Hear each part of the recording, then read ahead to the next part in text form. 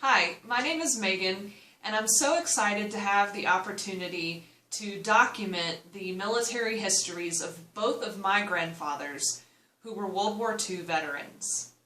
This is Harry Hamilton Brown Jr., and he's my dad's dad. When the war began, Harry was working a draft-exempt job, but in 1943 he decided to enlist in the United States Navy. He was 30 years old at the time, and after he completed basic training in Chicago, he was sent to Virginia Beach and assigned to VB-114 Squadron. This squadron would be assigned to fly consolidated B-24 Liberators, and they were going to be responsible for hunting German submarines in the Atlantic Ocean. Because of Harry's age when he enlisted, he was trained as the flight crew captain, and he told my father and I before he passed away that he absolutely loved that job, and he learned every single bolt, every single screw of the PB-4Y1 plane that he was responsible to captain.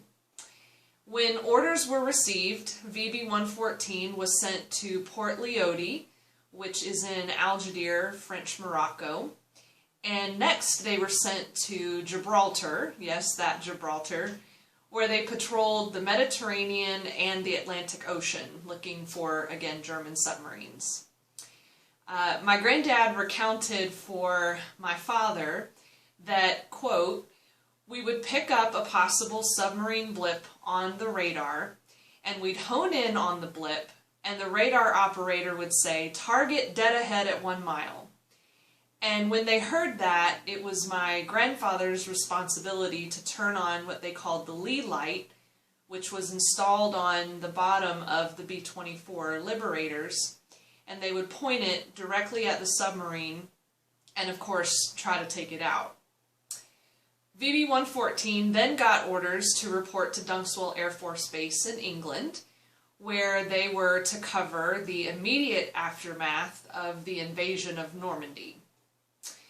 My granddad remembers being in London on pass, and the Germans at the time dropped a subsonic missile on London. And it was so close to where my grandfather was staying in a little hotel that he remembers having to pull the mattress that he was sleeping on top of him so that he wouldn't be injured by plaster and the shattered window in his room. The Azores were the last overseas stop for VB-114, and again, my grandfather said that he remembers it being beautiful and that the people there were incredibly nice and welcoming to them. And lastly, the squadron, when they were back in the States, they were assigned to do hurricane reconnaissance down in Florida, and they were doing that until the end of the war. Harry Brown served honorably, and my family still has his air medals with the 2 gold stars that he was awarded, and I'm so lucky to be able to call him my grandfather. This is my mom's father, Marshall Thurman Smith, and he will turn 93 years old in 2 weeks, and I'm so lucky that he is still alive, and almost every day he is able to remember something new that he hasn't told me yet about his service, and I'm grateful to be able to document that for him. Marshall was drafted into the United States Army in 1943, and after his basic training, he was assigned to the 114th Infantry Division, which was with the 44th Infantry Division. The 114th trained for 18 months before they were sent overseas.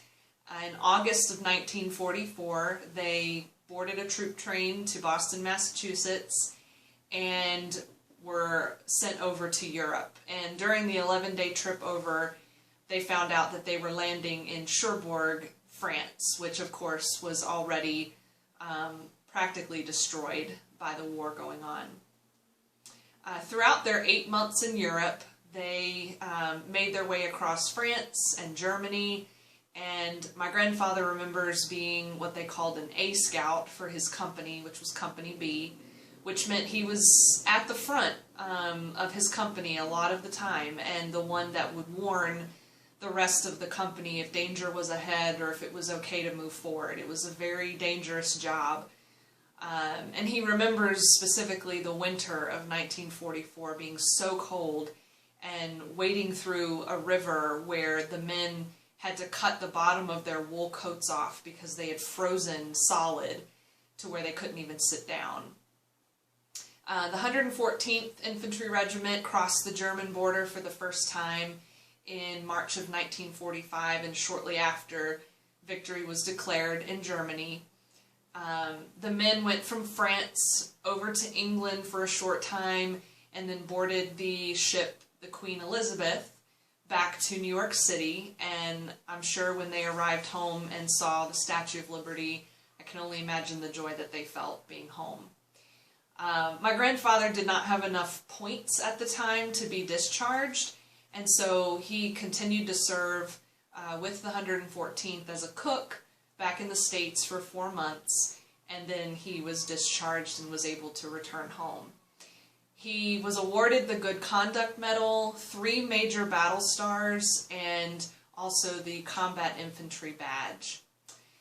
With fewer and fewer World War II veterans who are still alive, it really is our job to document their stories and to keep their stories alive. And I'm lucky to still have one grandfather who is alive who can share those with me. And I'm very lucky to have a cassette tape of my grandfather Harry sharing his stories with my dad and I. So I just want to encourage anyone watching this to really make that a passion of theirs to document the history of these men and women who served, so that the greatest generation can be kept alive through their memories. Thank you.